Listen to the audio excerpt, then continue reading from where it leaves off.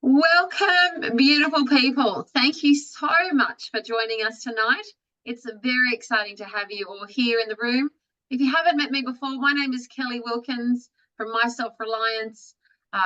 We meet here every Tuesday or every second Tuesday with some great speakers and really all about helping us to learn about food, finances, health, relationships, education, to really prepare ourselves for the future.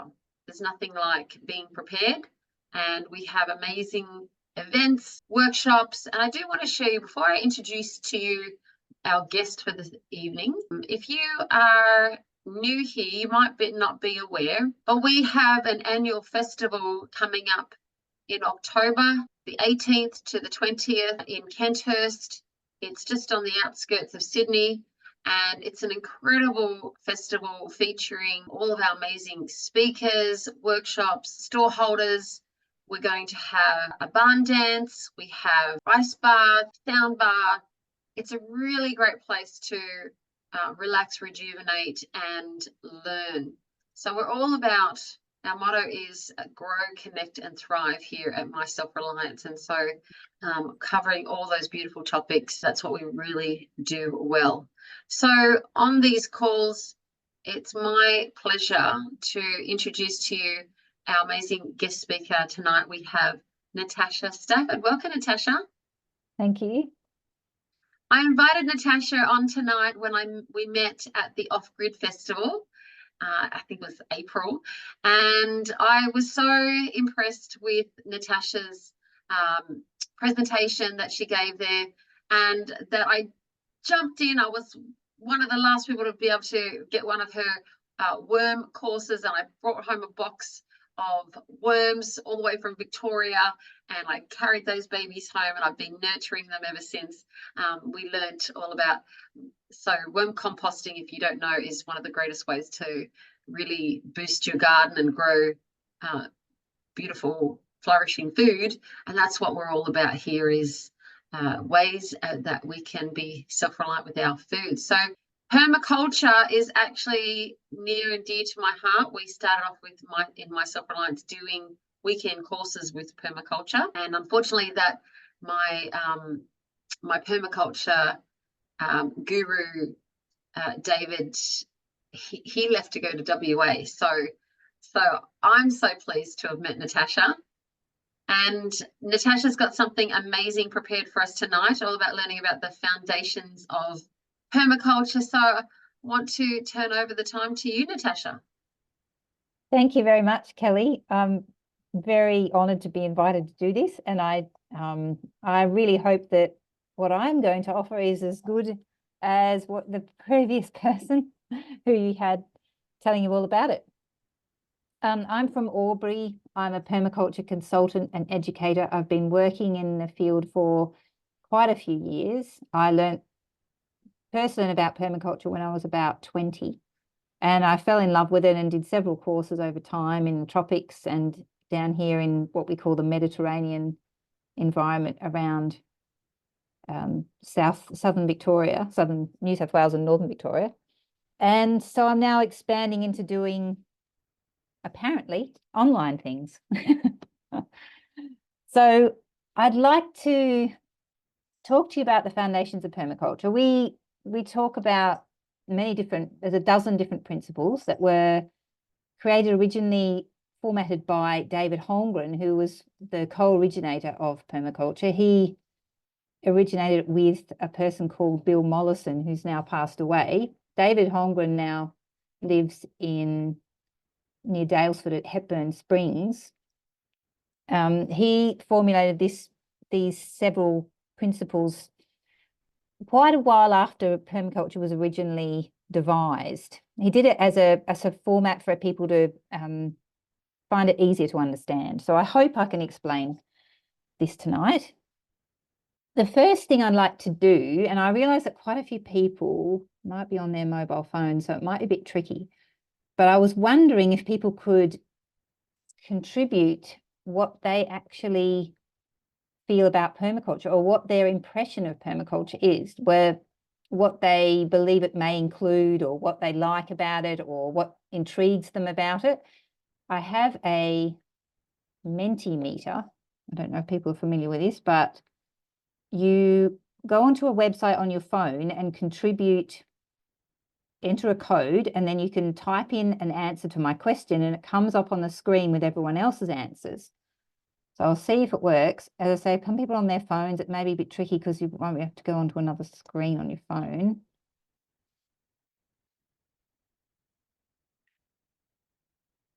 So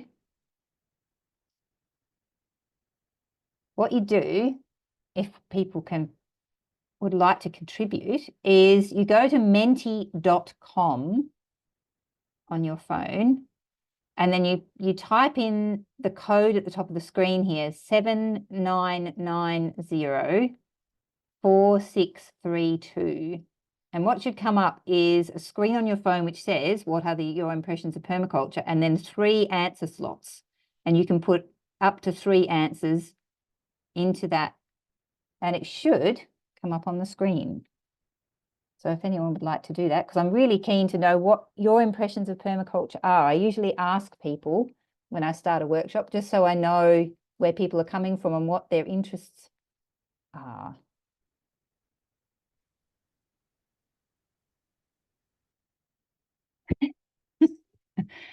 Oh, that's useful. That's very useful. Oh, cool. Organic, no dig, nourished soil. Awesome. Thank you so much for contributing. That's excellent. Holistic approach. Love it. Time and effort saving, self-sufficient, fun. Awesome. Yes, that's the most important thing. Food security, ultimate nutritional food, time and effort saving, clean food. That's really brilliant, as well as the don't know much, because that's what we're here for. Awesome. So thank you so much for doing that. Well, that's fun to see it come up on the screen like that, isn't it? It is. It's really good. And what happens is when there's more than one person who says the same thing, the word is larger. So I assume we've had maybe a couple of people say organic because it's coming up. Yeah, that's really, I would say permaculture is definitely all of those things. I love that someone had a holistic approach, because that is the center of it all. We're replenishing soil, we're being environmentally friendly, absolutely, all of those things. That is awesome. Thank you so much. I'll just take a mental note of all those things. I might stop sharing now and go into my PDF. Thank you so much for that. I'm so glad it worked. Okay.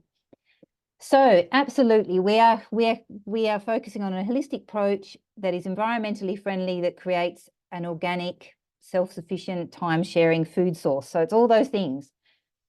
This is just a few shots of my different projects I've worked on. So in theory, David Holmgren describes permaculture as consciously designed landscapes which mimic the patterns and relationships found in nature. So we choose to mimic nature because nature obviously has a perfect balance, and the resources create a surplus which then naturally sustains itself. So we focus on mimicking nature, and the reason we are consciously designing is because we're taking the cues from nature and considering all of the aspects before we design. Because a lot of, in Western society, design is often done from what we want rather than what the landscape wants, or the society wants, or the animals want, or the plants want. So we have to, that's why we speak of it as being consciously designed. So how do we mimic the relationships in nature? So if you're looking at this is obviously a tropical forest, which looks incredibly complex and intricate and absolutely overwhelming. And I think if I was looking at that, trying to imitate that would just be too tricky. And it seems chaotic. It seems messy. It seems, why would we want to imitate that? But it is, but it actually, if you look at the intricate nature of a forest, it actually follows amazing patterns and rules of its own to create that environment. So taking a cue from that, for example, we could create something like this. So this is a tropical food forest. So if you see, it does reflect the forest in the previous picture in some ways, in the fact that we have different heights, different levels, different sizes, and different layering of plants and different aspects. We've got ground covers, vines, climax plants, smaller companion plants. So if you break it down and look at the patterns that nature is creating, you can actually imitate it quite easily. So we have processes in order to do this. So how we approach this issue of being able to imitate nature, what we need to do is apply systems thinking and design principles. So they are the two aspects of permaculture that are the most important, and the way it is the mind frame or the thinking that we're using to approach permaculture. So first of all, we'll approach the concept of systems thinking.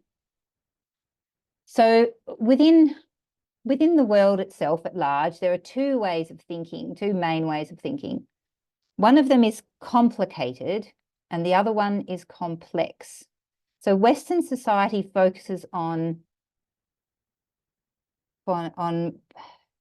procedures and complication.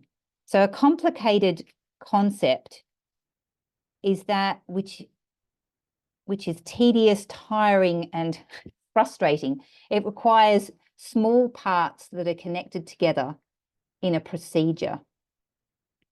Complexity, on the other hand, is one that you'll contemplate being vague, emotionally stressful, and possibly never solved. But however, nature moves in complexity, and we need to change our mindset to adapt to a natural way of being. So this is an example of the two concepts side by side. So complicated is linear, so steps that happen one after the other into future. We often focus on being problem-based. We're created by procedures, and it's reductionist, which reduces everything to small parts and then builds them up again. So that's how Western thinking tends to see things. And we tend to think of in a competitive mindset. So for example, Western thinking would be very good to build an aeroplane. That's a complicated procedure. Whereas complex is more of a traditional universal thinking. It's non-linear, system-based. It's created by processes that tend to grow out of each other over time. And as someone said before, very correctly, it's holistic. So it takes into mind the whole of something. And it tends to be cooperative rather than competitive. And it is, for example, the process of recovering from trauma. So that is not complicated, it is complex. So now this is something I can't actually read because I can't see the chat. But if you can contribute, and maybe Kelly can explain what people will contribute, but I was wondering if people could name a complicated and a complex event or experience that you had today, divided by a slash. For example, today I drove a car. That was the complicated part of my day. And the complex part was comforted a child. So that was my complex activity. So if people would like to, I mean, you can just consider it in your head if you like, but if you'd like to contribute, think of a complicated action and a complex one. That's a great challenge activity. If we have anyone writing in the chat. Let's see.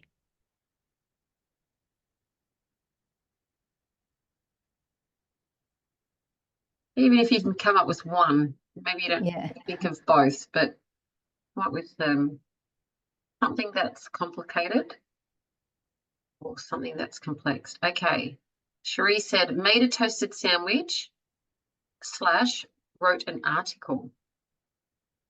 Oh yeah. Well, writing an article could definitely involve emotional and it could involve emotional skills, and it could.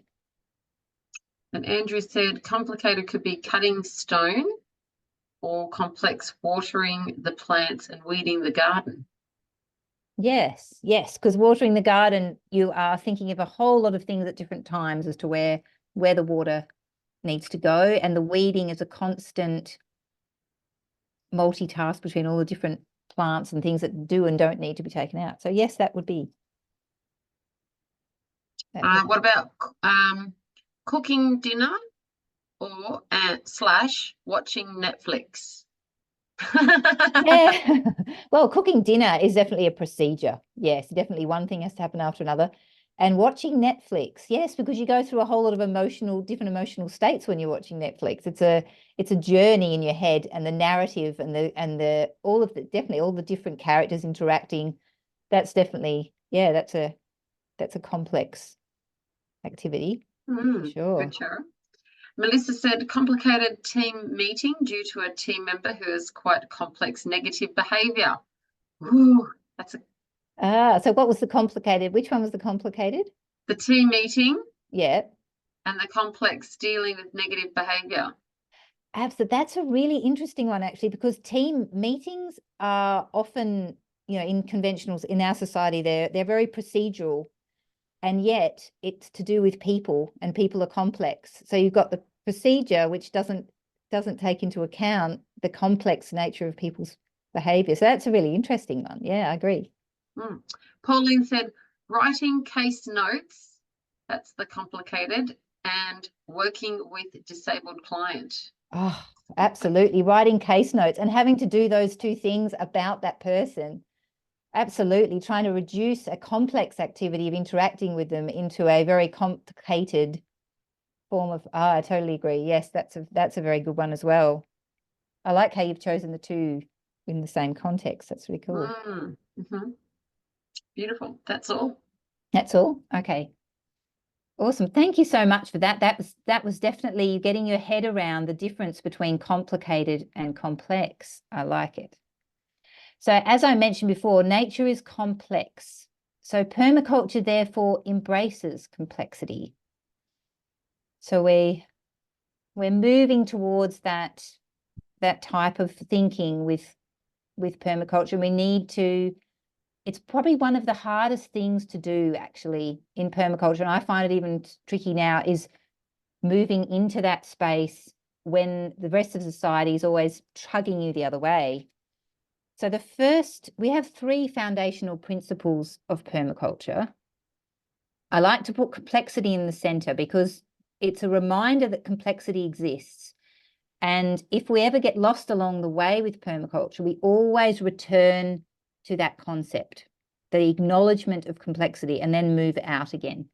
So our first foundational principle is observe and interact.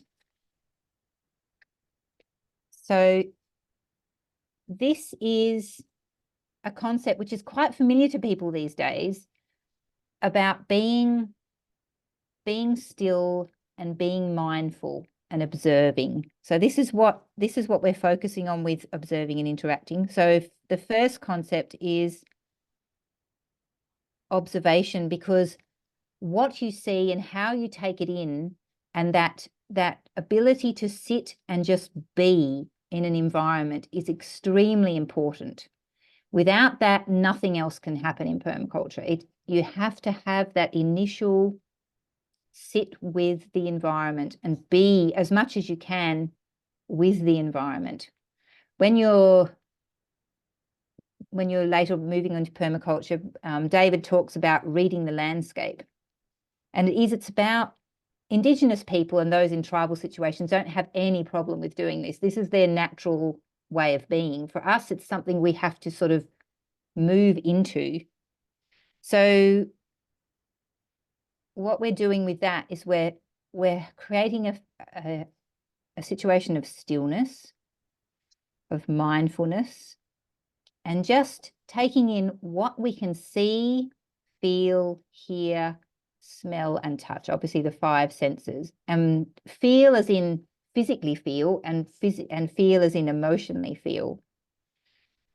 We have to do all of these things without judgment, which is a really tricky thing to do. And anyone who's done meditation and who's done prayer and who's done any of those sort of disciplines knows how tricky it can be to do it without judging whatsoever. What we're looking to see is where is the movement and the energy in the environment? Where can you see what elements are coming into the environment? What aspects can you see? What can you hear? All of those concepts, all of those.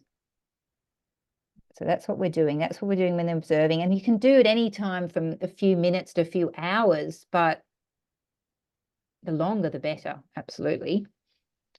So that's what you need to do first. You need to go to your site and just observe. The next way, of course, I mean, as soon as you say you're sitting really still and you suddenly turn to one direction, or a sound takes your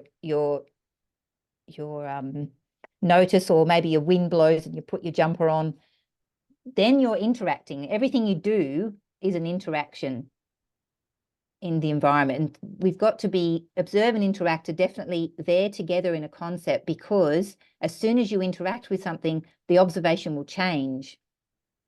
So the concept of observing and interacting is something that has to happen in a cycle. So later on in permaculture, you see that you observe, then you plan, and then you interact again. But even within observing and interacting, it's happening in a constant, it's observing, interacting, and then seeing how that interaction has changed the environment and so on. So that is the very first concept.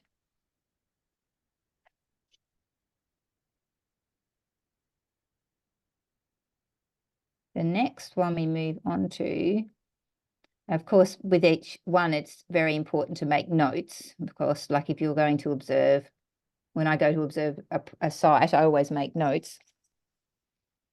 It's also very important to observe the people in your environment as well, not just the things.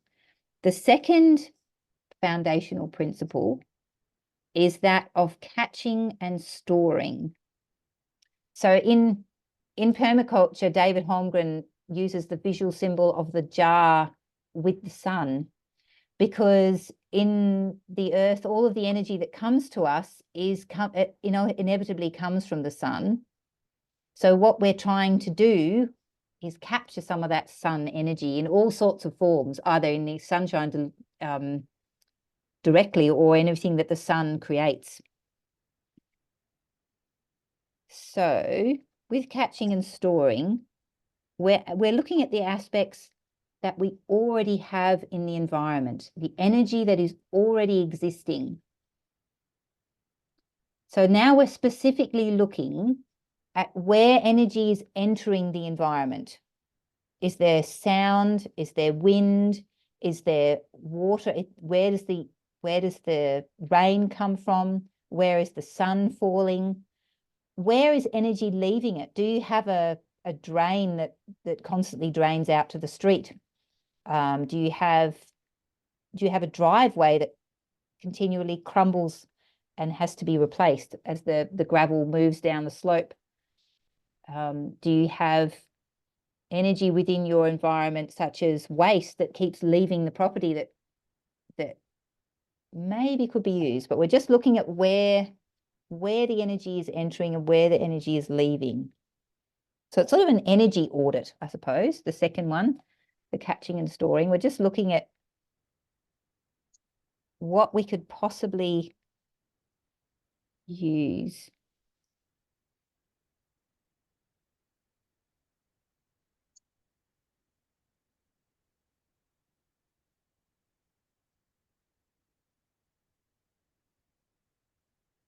The third foundational principle is once we've just observed completely, well, trying objectively, and then looked at the energy as it's moving in the landscape, now we're going to have a look at how we could possibly obtain a yield from that energy. So how can we turn those resources that are there into a possible, to our advantage, to our profit, to create some, to bring the energy and keep it within our environment. With the obtaining a yield, it's very interesting because everything will create a yield. Nature creates a yield constantly without you needing to actually do anything. A bare bit of ground will create weeds. You know, a dark corner will create moss. You know, metal will rust away. All things will happen and change, and the energy will move no matter what you do. What we are trying to do is, by catching and storing energy, we're trying to obtain a yield that is useful to us. So how can we use the energy that we see coming and going from the property? How can we gain that usefulness and prevent the energy from leaving? Permaculture is very much focused on retaining the energy within the property so that ultimately we can reduce the cost and the inputs from elsewhere. That way we can become, as one person put it, the environmentally friendly. We can become disconnected and reliant on our own energy sources rather than having to bring things in, which is often obviously coal and gas and other fossil fuel energy. So how can we profit from the energy that's already provided in the environment, and how can we enhance the environment?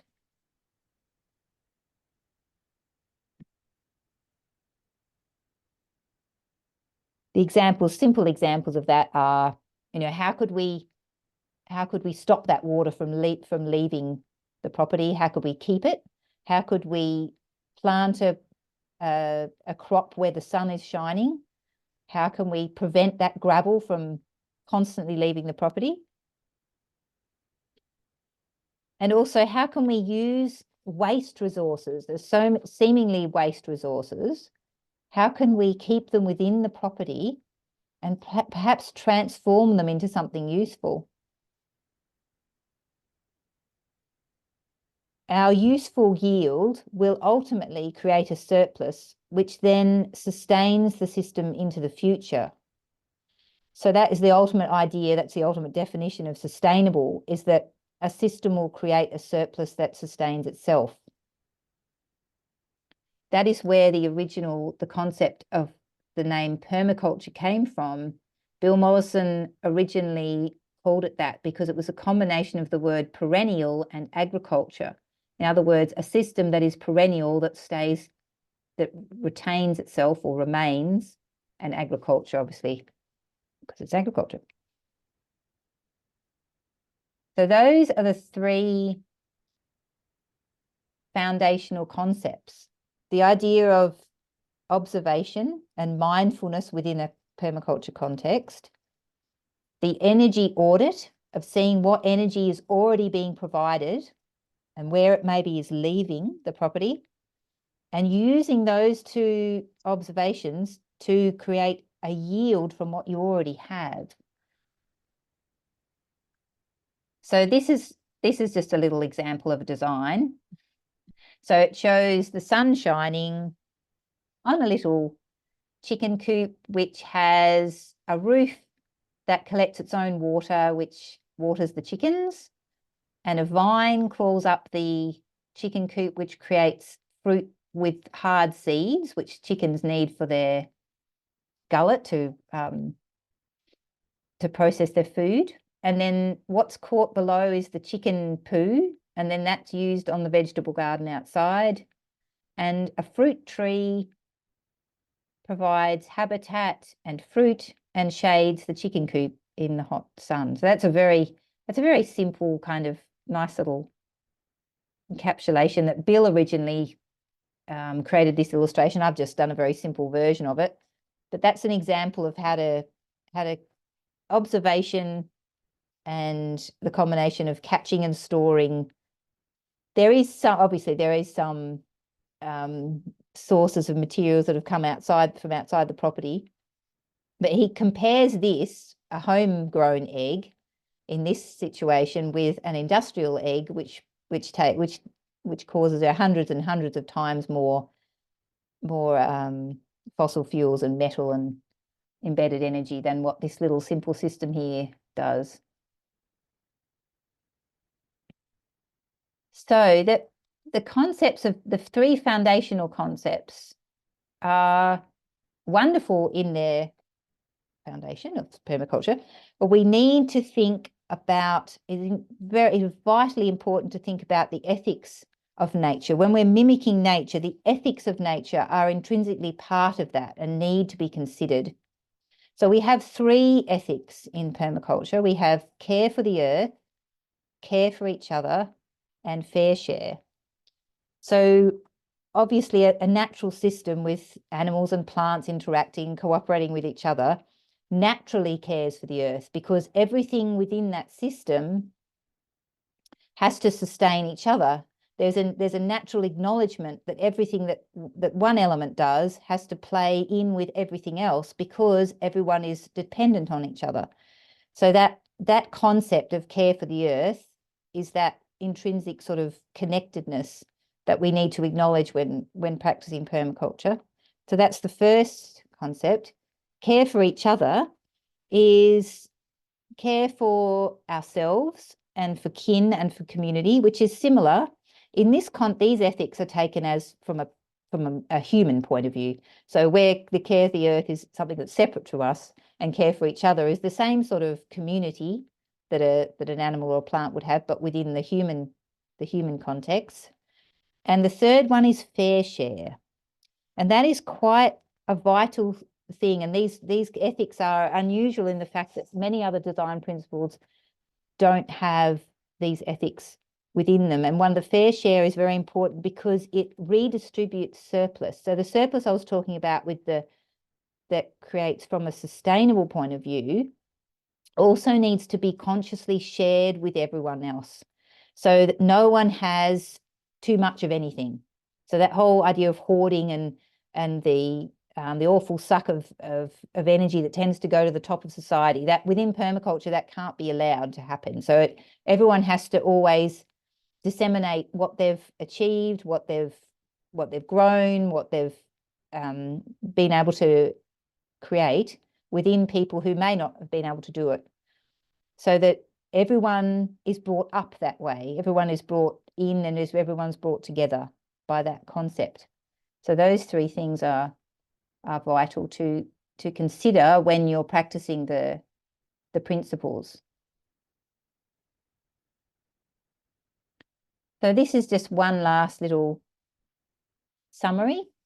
So permaculture consciously designs landscapes based on natural systems by using the foundational principles of observing and interacting to catch and store energy to obtain a yield whilst caring for the earth and its people. So that's a very long sentence, but it basically just summarizes what I've already been talking about. Yeah, so that's basically my presentation. That's what I was going to chat about. Beautiful. I love that, the ethics of nature and the care for the earth and care for each other. You know, that's really goes hand in hand with if you're a student of the common law principles. You know, it's really how we should live, isn't it? I love that. And if you have liked what you've heard tonight with Natasha, we're designing a course so that we can go deep on these 3 areas. So there's a 3-session course coming up. The first one will be at the end of July on a Wednesday night. The dates for that will be the 31st of July, 7:30, the 7th of August, and the 14th of August. It's just a small cost for those 3 workshops, $39 or $49 for the 3 classes. It's all geared up so that after those 3 classes, if you are in Sydney, you're going to be able to get together at My Self-Reliance members' home, and we're going to put those principles into action. That'll be at the end of August. Join us if you're not in Sydney. It's absolutely fine. So that'll be the 31st of August on a Saturday. And we're actually going to put those design principles in, start working with them in real time with us. So very excited for that. Andrew suggested that fair share could also mean grow extra for the native animals, but how to do this in a manageable way so that the cockatoos, when they want to come and they start to eat your fruit, they're not taking it all. But I really do love those, the principles of permaculture and how they can apply to each of us, no matter where you're living.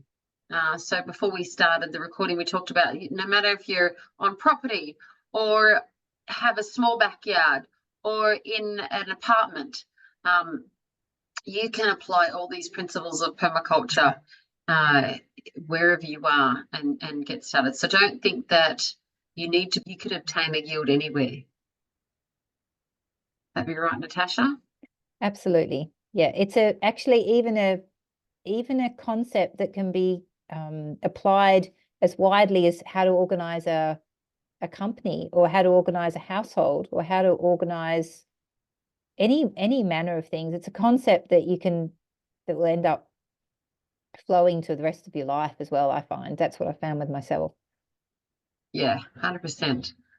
And even just the first part of observing and mindfulness, it's so easy to skip that first step and just go, right, I have a plan, and this is what I want to do, and I want this here and that there, and then without taking that first step, you can run into some troubles. We realized that when we moved into the property that we're at, and my husband was designing the backyard, fortunately, the neighbour started putting his sprinkler on, and we hadn't had that lot of rain that came recently, but with the neighbour putting his sprinkler on, we realised that there was a big pools of water ending up in our backyard just from his sprinkler. And so thank goodness that occurred before we started laying down, grass and prettying it up, because we realized that we needed to dig trenches and, drainage and make sure that everything worked well. That taking that time to observe and not rushing in to, erect things was pretty important at that point. You're all keen to come back and hear Natasha speak at the workshop. So we will get those link up very soon on the website for you. So the website's myselfreliance.com.au. Keep an eye out there, and also in our Telegram chat. That's Telegram on My Self-Reliance Food Storage channel. You'll be able to jump in and join us for those 3 workshop sessions. So we're looking forward to that. Thank you to Natasha for that amazing presentation. Really loved it. And looking forward to seeing you back here in 2 weeks' time, where we will get together again. So on Zoom. So thanks, everyone. Thanks, Natasha. Thank you. Thanks, everyone, for coming and listening.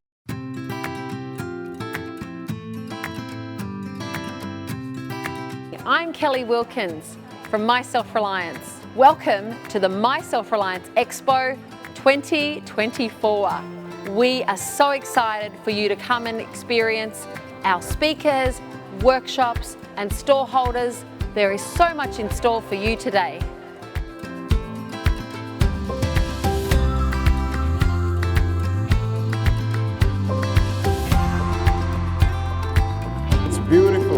Absolutely stunning. It's going to brighten up any room, right? Absolutely stunning. Going once, going twice. Sold.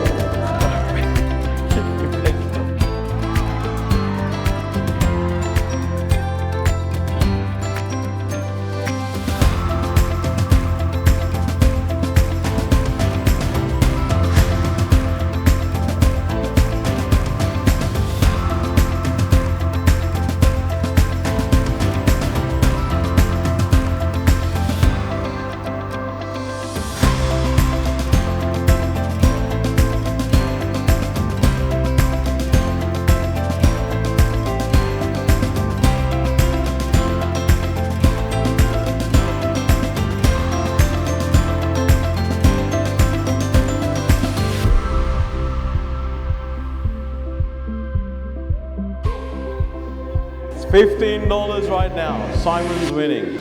Sold. Well bought, Ben. Well bought.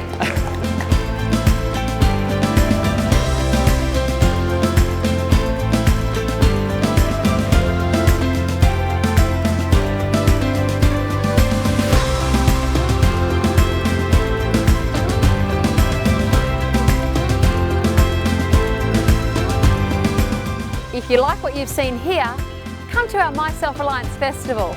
Save the date, 18th to the 20th of October. We'll see you here.